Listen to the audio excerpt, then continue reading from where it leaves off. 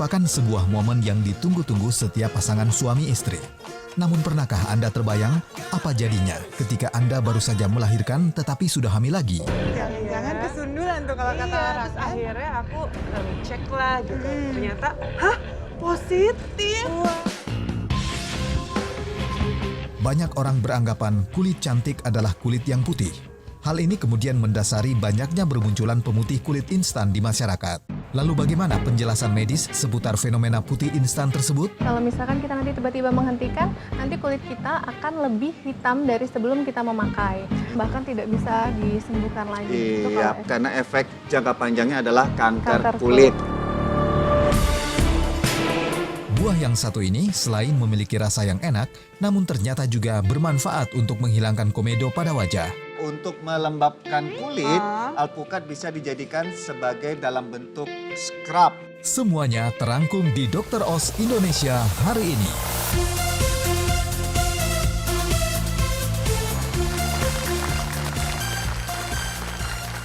Ya, seseorang yang menikmati kehamilannya, kemudian melahirkan dengan bahagia, mendapatkan anak yang baru saja dilahirkannya dengan sehat, tentu merupakan dambaan bagi semua wanita. Namun, apa jadinya kalau misalnya Anda yang baru saja nih melahirkan, masih dalam suasana bahagia, masih euforia mendapatkan anak, ternyata tidak lama kemudian, hamil lagi. Wah, apa yang terjadi ya? Seperti ada suatu artikel nih, ada beberapa artikel sebenarnya yang mengatakan hal yang serupa. Yuk kita lihat sama-sama. Yang pertama ada dari forum-forum. Nah, di forum-forum ini banyak ibu-ibu yang mengatakan, oh saya baru saja selesai masa nifas, tapi begitu tes pack ternyata hasilnya sudah positif lagi. Wow, ada yang mengatakan bahwa baru melahirkan kok bisa hamil lagi ya. Ada lagi yang terakhir seorang artis Hollywood ternama yang baru sebulan melahirkan anaknya yang pertama ternyata juga sudah mengandung lagi. Wow, bagaimana itu rasanya ya? Ternyata sudah ada kehamilan selanjutnya dalam waktu yang berdekatan. Seperti halnya dengan bintang tamu saya hari ini yang ternyata memiliki kejadian yang serupa.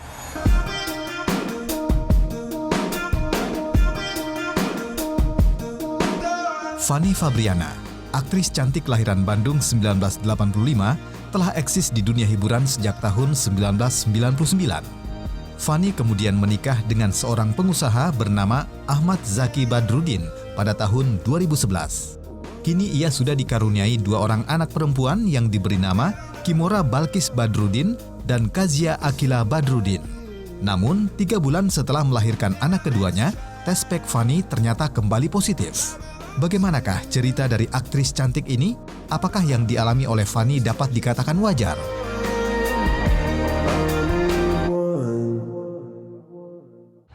Ceritain dong gimana habis ngelahirin tahu-tahu udah positif lagi tes packnya.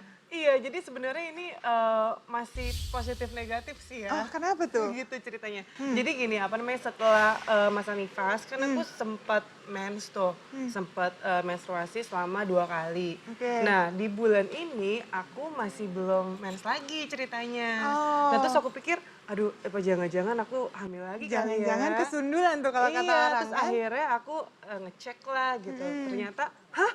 Positif gitu kan. Waduh. Begitu tahu positif aku tuh yang kayak antara oke, aku harus seneng apa enggak ya. Dan suami aku juga yang kayak malah di tempat tidur yang kayak tegang, tarik nafas panjang Karena gitu itu berapa kan. lama tuh dari kehamilannya? 3 bulan. 3 bulan. Oke. Jadi Kaiza umurnya baru kayak 3 bulan. Terus aku kemarin ngecek positif, tapi besokannya negatif.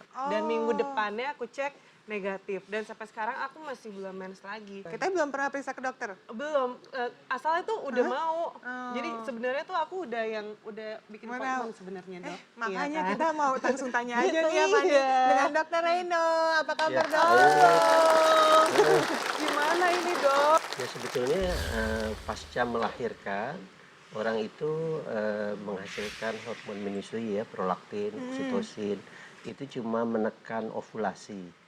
Jadi Ya, pembuahan jadi kalau telurnya nggak terjadi. nggak terjadi, tetapi ternyata tidak selalu benar karena bisa saja hormon-hormonnya sudah kembali normal sehingga ovulasi bisa terjadi. No, meskipun dia masih menyusui itu ya. Meskipun masih menyusui. Namanya kalau misalnya aku nih sempat ada teman bayinya itu baru 7 bulan.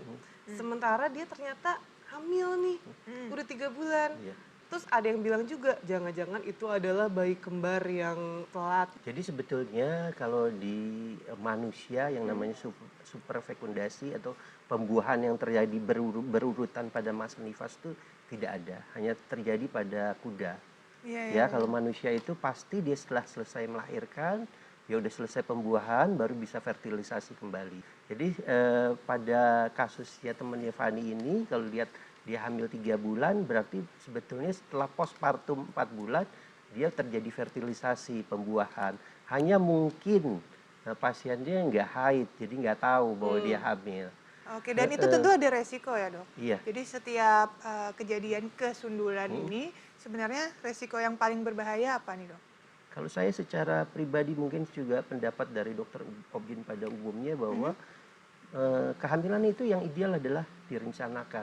Bukan hanya sekedar menyiapkan nanti lahir sekolahnya di mana ya, kasih makannya seperti apa ya, kan kebanyakan suka berpikirnya pas lahir. Padahal sebetulnya proses kehamilan itu bisa dipersiapkan dengan baik. Katanya kalau misalnya baru ngelahirin tiba-tiba hamil lagi sepertinya belum sempurna dan itu ngaruh sama kecerdasan anak. Emang bener nggak sih dok? Iya, jadi Pengaruh? gini, kalau sebetulnya kalau fisiologi orang melahirkan itu otot-otot dasar panggul, otot-otot rahim juga rusak sebetulnya. Jadi sebetulnya ya seperti kayak rambut rusak lah ya, ada waktunya dia untuk akan regenerasi kembali. Sehingga pada saat dia belum siap, resiko penyakit-penyakit yang muncul atau resiko kehamilan yang tidak sehat akan lebih meningkat.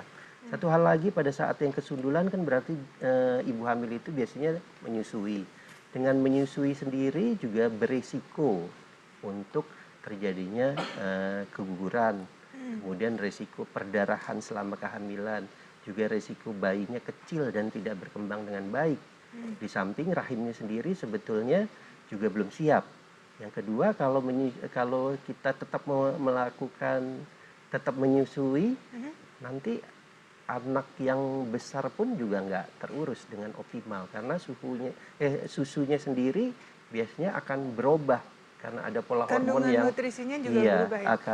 akan berubah karena ada pola hormonal yang berubah di badannya. Nah dok, jadi waktu yang terbaik nih?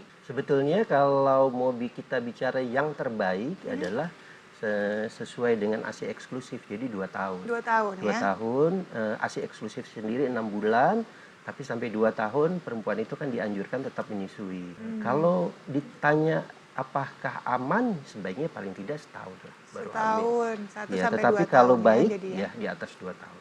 Oke, terima kasih banyak Dokter Eno Sama-sama. informasinya. Davan, kamu kan lagi nyusuin nih. Tapi pernah nggak sih kamu pengen mencoba tuh kalau ada di masyarakat kita kan lagi ada fenomena nih. Iya. Putih dalam seminggu. Wah, itu dia ya. Kayaknya Pernah bikin denger?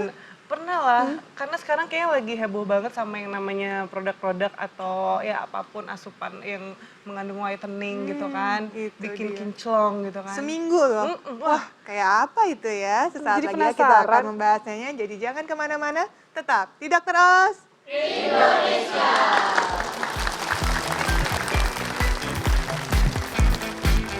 Kalau misalnya untuk anak-anak remaja, menurut aku kalau denger putih tuh kayaknya, wow apa itu? Kulit putih dalam seminggu, sesaat lagi. Pernah nyoba juga ya kayak krim wajah atau apa? Jujur, mau jujur atau bohong? Eh, Jujur setengah-setengah pernah ya? aja deh.